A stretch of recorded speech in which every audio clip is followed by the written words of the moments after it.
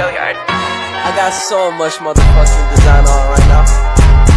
Break it down, bring it back, make it clap. I got 3 old thoughts, new block, where that day. Bitches on my line, and you know they come straight. Hold up, what it not, 45, scope it cash like whoa. How you fucking with these hoes up?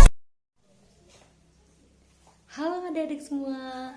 Nah, perkenalkan nih, nama kakak Erika Putri. Nah, jadi di sini kakak akan mengajak kalian untuk mendengarkan sebuah dongeng yang berjudul Timun Mas dan Raksasa. Nah, yuk disimak ya adik-adik. Di sebuah desa tinggallah seorang janda tua yang bernama Mbok Yem. Ia hidup sebatang kara, tidak memiliki suami dan tidak memiliki anak. Setiap harinya, Mbok Yem pergi ke hutan untuk mencari kayu bakar. Suatu hari, Mbok Yem bertemu dengan makhluk raksasa yang sangat menyeramkan. Tubuhnya tinggi, kulitnya gelap penuh dengan bulu-bulu kasar. Kukunya panjang dan sepasang taring yang tajam. Mbok Yem gemetar ketakutan melihat makhluk besar itu. Raksasa itu berkata dengan suara besar, "Hai perempuan tua, tidak perlu takut. Aku tidak akan memakanmu. Kamu terlalu tua, dagingmu pun tidak enak. Aku kesini hanya mau memberikan sesuatu padamu." Raksasa itu pun memberi beberapa butir biji tanaman lalu berkata, "Tanamlah biji ini dan rawat dengan baik, maka kau akan mendapatkan semua yang kau inginkan. Tapi ingat, kau jangan menikmatinya sendiri. Kau harus memberikannya kepadaku sebagai tanda terima kasih." Mbok Yem mengangguk. Akhirnya Mbok Yem pulang ke rumahnya, lalu menanam benih tersebut. Dengan ajaib, keesokannya benih itu tumbuh menjadi tanaman mentimun. Buah besar-besar berwarna emas. Karena penasaran, Mbok Yem memetik buah mentimun yang paling besar itu. Setelah membelah, Mbok Yem terkejut. Di dalam timun itu ada seorang bayi yang cantik. Jadi ini maksud ucapan raksasa itu, batin Mbok Yem. Mbok Yem sangat senang dan tidak percaya bahwa ia memiliki seorang anak perempuan cantik jelita. Karena ia lahir dari buah mentimun emas, maka diberikan nama Timun Mas. Esok harinya, Mbok Yem bertemu kembali dengan raksasa itu di hutan dan berkata, "Engkau sudah memperoleh yang kau inginkan selama ini. Sesuai janjimu, kau harus membaginya denganku." Mbok Yem kebingungan, lalu bertanya, "Bagaimana mungkin bayi perempuan dapat dibagi?" "Tidak perlu bingung perempuan tua. Kau boleh memilikinya hingga usia 17 tahun. Selanjutnya anak itu akan jadi santapan aku." Hahaha. "Baiklah raksasa, aku akan merawatnya dan aku akan anggap anakku sendiri hingga ia usia 17 tahun, ucap Mbok Yem. Timun Mas tumbuh menjadi gadis yang sangat cantik jelita serta baik hati. Kulitnya kuning langsat, tubuhnya tinggi, serta rambut yang berkilau.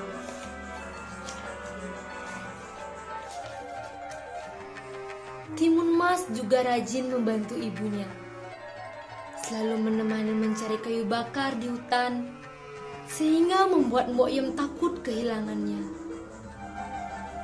Ia tidak ingin Timun Mas menjadi santapan sang raksasa.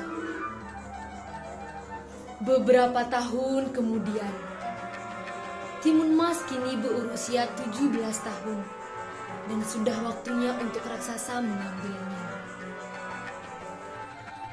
Mbok Yem pun menyuruh Timun Mas untuk bersembunyi di kamar. Tiba-tiba terdengar dentuman keras dari langkah sang raksasa, membuat Mbok Yem gemetar ketakutan. "Hai perempuan tua, mana anak perempuanmu yang kau janjikan untukku?" teriak raksasa. "Ia sedang mandi di kahli tuan raksasa. Tubuhnya bau. Pasti tidak kau suka memakannya," jelas Mbok Yem. "Baiklah, aku akan datang seminggu lagi dan pastikan ia sudah siap jadi santapan aku." "Tentu tuan, aku tidak akan mengecewakanmu," kata Mbok Yem. Setelah raksasa pergi, Mbok Yem dan Timun Mas merasa lega. Mereka memiliki waktu seminggu untuk bersama. Waktu seminggu pun cepat berlalu. Raksasa itu datang lagi karena tidak ingin berpisah dengan Timun Mas. Mbok Yem kembali menyuruh Timun Mas untuk bersembunyi di tempayan air yang ada di dapurnya. "Hai perempuan tua, aku menagih janjimu. Cepat serahkan anakmu itu untukku," teriak si raksasa. "Maaf tuan, Timun Mas sedang menjual kayu bakar di kampungnya. Jika kau datang lebih awal lagi, maka kau akan ketemu dengannya," jelas Mbok Yem. "Baiklah, ku beri 1 minggu lagi. Kalau tidak kau serahkan kepadaku, akan kuhancurkan rumahmu beserta kampungmu ini." Mbok Yem ketakutan dengan ancaman itu. Ia tidak rela anaknya menjadi santapan raksasa kejam itu. Melihat hal itu, Timun Mas berkata, "Ibu, jangan sedih. Biarkanlah aku menjadi santapan raksasa itu." "Tidak, Nak. Ibu tidak akan merelakanmu menjadi santapan raksasa jahat itu. Ibu akan melakukan apapun agar kamu bisa selamat," ujar Mbok Yem. Kemudian Mbok Yem pergi untuk menemui sang kakek sakti di gunung, lalu diberi sebuah benih mentimun, sebutir garam, sebuah duri, serta sepotong terasi. Seminggu kemudian, raksasa itu datang dengan emosi. Kakinya besar dihentak-hentakan sehingga kampung mereka bergetar. "Cepat serahkan anakmu itu, atau akan kuhancurkan rumahmu ini. Aku sudah lapar," teriak raksasa itu. "Maaf tuan raksasa, anakku sudah pergi ke hutan. Kembalilah ke tempat tinggalmu di hutan. Timun Mas sudah ada di sana," ucap Mbok Yem berbohong. Di saat itu, Timun Mas keluar rumah lewat pintu belakang. Ia membawa sebuah benda yang diberikan kakek sakti itu.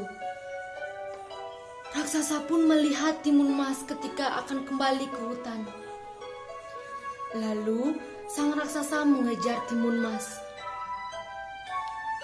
Walaupun panik, Timun Mas masih ingat perintah ibunya untuk melempar benih mentimun yang langsung berubah menjadi ladang mentimun dengan buah yang besar-besar. Sehingga raksasa lapar itu memakan mentimun-mentimun itu sampai perutnya kekenyangan dan kembali mengejar Timun Mas. Timun Mas melempar sebuah duri ketika raksasa mulai mendekat. Lalu berubah menjadi hutan bambu yang semakin memperlambat jalannya si raksasa karena ia telah terluka oleh bambu-bambu tersebut. Tetapi raksasa itu pun terus mengejarnya. Timun Mas kali ini melempar sebutir garam yang berubah menjadi lautan luas membuat si raksasa yang harus berenang untuk mengejar si Timun Mas. Raksasa itu pun berhasil dan terus mengejar walaupun Timun Mas kelelahan. Yang terakhir, Timun Mas melempar sebuah terasi yang menjadi lumpur hisap yang berhasil menghisap raksasa hingga tewas. Setelah itu, Timun Mas terbebas dari raksasa itu. Kehidupan Timun Mas beserta Mbok Ye membaik, dan mereka hidup dengan damai dan tentram sejahtera. Nah, sekian ya dongeng kakak hari ini. Terima kasih sudah mendengarkannya.